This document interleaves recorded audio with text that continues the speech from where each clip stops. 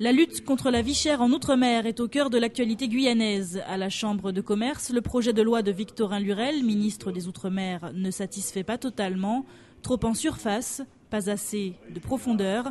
S'attaquer au prix, c'est bien, mais c'est à la formation des prix qu'il faudrait s'en prendre. Une formation qui a 3 origines, selon le président de la Chambre de commerce.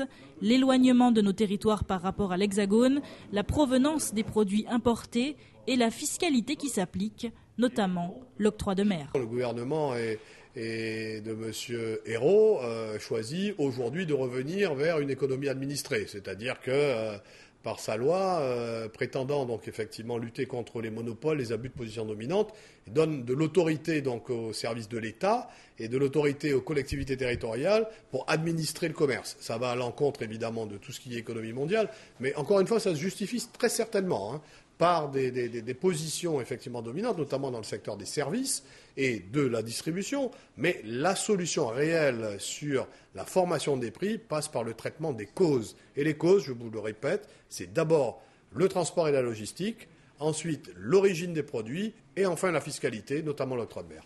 Après avoir expliqué sa démarche en Guadeloupe et en Martinique, le ministre des Outre-mer Victorin Lurel devrait venir chez nous, en Guyane. Fin septembre, son projet de loi sera voté.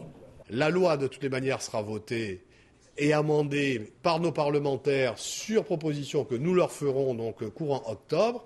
Nous espérons un rééquilibrage de la loi permettant d'attaquer les vraies causes des prix chers en Guyane et non pas uniquement les faits, c'est-à-dire les prix tels qu'ils figurent donc dans les magasins. Rendez-vous donc le 26 septembre prochain pour la présentation de la loi Lurel au débat parlementaire. L'état économique de notre ressource n'a pas été établi. Après l'orpaillage, l'eau-paillage. Les pêcheurs s'inquiètent de l'implantation de prochaines bases pétrolières au large de nos côtes. Ce matin a eu lieu une demande de moratoire concernant le projet d'exploitation pétrolière de la société Shell au port de pêche du Larivot. On n'a pas de revendication contre Shell. On veut simplement que le secteur de la pêche soit reconnu et qu'on ne fasse pas un peu du n'importe quoi à la va-vite, comme ça s'est fait pour l'instant. Le but de cette conférence, c'était en fait de présenter la nouvelle position du comité régional des pêches sur le projet pétrolier offshore de Shell. Shell donc, a repris ce dossier et Shell effectivement a sollicité donc, auprès du gouvernement la réactivation des nouvelles études d'impact, des nouvelles études sismiques. Vous avez suivi qu'à un moment donné, lors de l'élection du président Hollande, on a eu une nouvelle ministre de l'écologie, Mme Brick. Mme Brick, je ne pense pas que c'était une femme. Elle a décidé de mettre en place un moratoire. Un moratoire est un terme de droit qui désigne la décision d'accorder un délai ou une suspension volontaire d'une action. Et les pêcheurs réclament une véritable étude. Une vraie étude, parce qu'il y a eu des études sur l'échantillonnage, mais pour nous cette étude n'est pas une étude véritable, puisqu'elle a couvert que 30% de la zone. Il n'y a pas une étude vraiment sur un recensement exhaustif de la ressource halieutique. Il n'y a pas une évaluation économique et sociale, environnementale de la ressource halieutique guyanaise. Mais pour obtenir cette étude d'impact, que ce soit économique, social, l'étude sur un référencement exhaustif de la ressource en Guyane, la réforme du code minier qui doit se faire très prochainement, où la responsabilité de l'opérateur n'est pas réellement engagée en cas de pollution offshore, alors qu'aujourd'hui cet opérateur ne serait engagé que sur le niveau territorial. L'organisation professionnelle de la filière pêche de Guyane existe à travers le comité régional des pêches maritimes de Guyane, la CRPMEM. Et cette structure ne bénéficie pas de moyens d'intervention suffisants, que ce soit sur le plan humain ou le plan financier. Les bateaux des représentants pétroliers effectuent des recherches au large des côtes. Les ondes qui résultent de ces recherches se propagent dans la mer, de la surface jusqu'à 1,5 km de profondeur, pour se réfléchir au sol et remonter à la surface 8 km plus loin. Ce qui a pour effet de faire fuir les poissons et de briser la chaîne alimentaire. Il n'y a pas eu d'étude d'impact, comme je vous expliquais dans la conférence. Il Il n'y a pas eu d'étude d'impact, il n'y a pas eu de point A. Où est-ce qu'il y a une étude d'impact sur les fonds marins? Ils ont fait une sismique de 140 km sur 40 km. Où est-ce que 30% seulement de cette zone a été impactée? Le problème qu'il y a, c'est qu'on s'est aperçu que sur cette petite zone, il y avait aussi bien des fonds rocheux, des fonds vaseux, des fonds sableux, des zones où est-ce qu'on pouvait pêcher, des zones où est-ce qu'on ne pouvait pas pêcher. Et comme moi je le dis, ces espèces d'études sismiques provoquent assez souvent des morts de poissons de fond, parce que les zones de choc les pénètrent, les transpercent, et ils meurent, et ils ne remontent pas en surface, puisque leur vessie natatoire, cette partie qui doit récupérer l'air pour les faire monter, il reste, et ça sert à nourrir d'autres poissons qui, eux, arrivent à résister à ces études sismiques. Je sais que moi, en tant que pêcheur professionnel, avec mon sondeur allumé, on ne prend pas de poisson si le sondeur reste allumé. Et ce n'est qu'un sondeur de bateau. Alors allez voir ce que ça peut provoquer, les études sismiques. Changement de gérant pour le port de Dégrade-des-Cannes.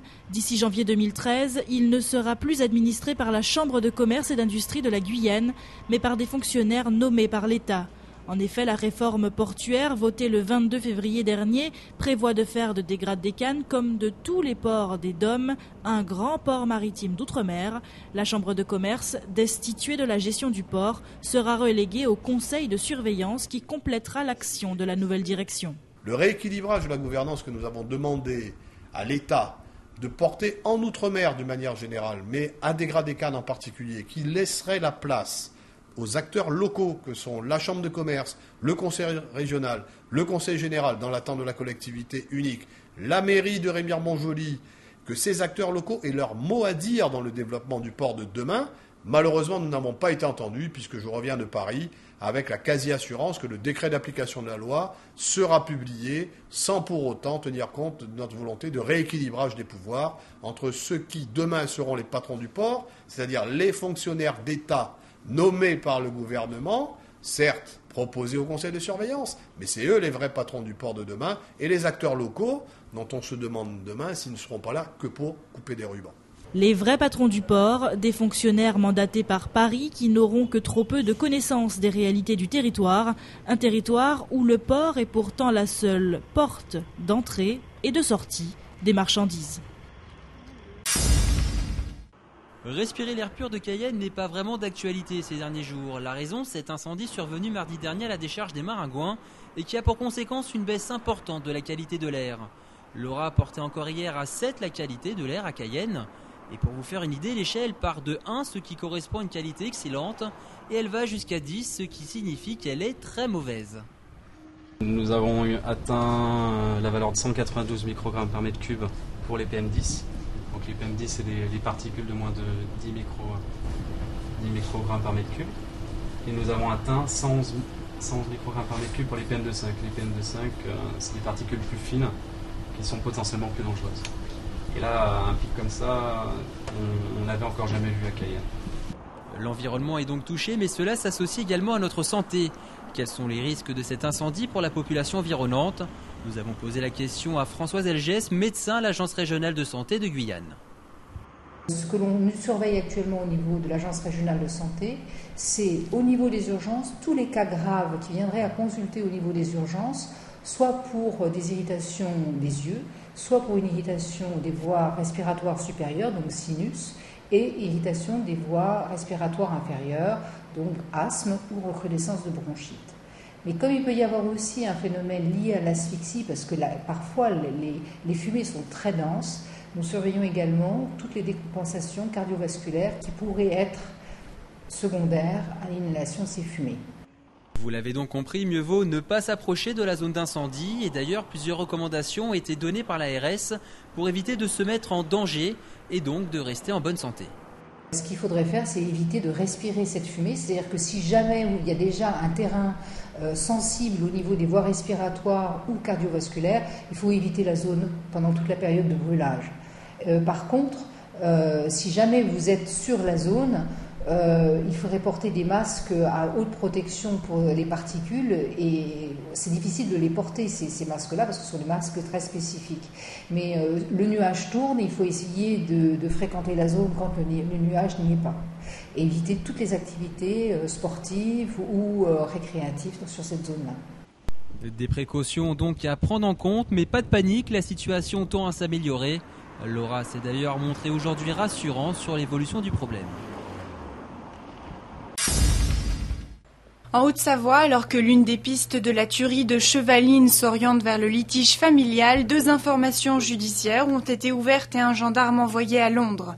4 personnes ont été retrouvées mortes mercredi sur une route forestière. Les 2 petites filles, témoins du massacre, ont survécu. Pourtant, d'après le procureur, il y avait une volonté de tuer toutes les personnes présentes. Il y aura bien une taxe à 75% sur les revenus dépassant 1 million d'euros par an. C'est le ministre des Finances, Pierre Moscovici, qui l'assure. Ces derniers jours, des fuites avaient en effet laissé croire que le gouvernement entendait édulcorer cette promesse de campagne de François Hollande. En Syrie, les combats font rage entre les civils armés, avec d'un côté les partisans et de l'autre les adversaires du président Bachar al-Assad. L'armée continue son offensive dans plusieurs régions du pays, comme à Babila, près de Damas. L'Union européenne a, elle, annoncé une augmentation de son aide aux réfugiés. Vendredi noir pour Lufthansa, la compagnie aérienne allemande est touchée par une grève historique sur les salaires. La moitié des 1800 vols normalement assurés sont annulés. À Francfort, le 3e aéroport d'Europe, on a évité la pagaille, alors que les allées de l'aéroport de Berlin étaient vides. Le débrayage ne devrait durer que 24 heures. Après ces photos le montrant nu en charmante compagnie, le prince Harry retourne en Afghanistan. Le pilote d'hélicoptère est de nouveau déployé 4 ans après une première mission dans le pays. Le fils cadet du prince Charles, connu sous le nom de Capitaine Wells, est arrivé vendredi à Camp-Bastion dans le sud pour une mission de 4 mois.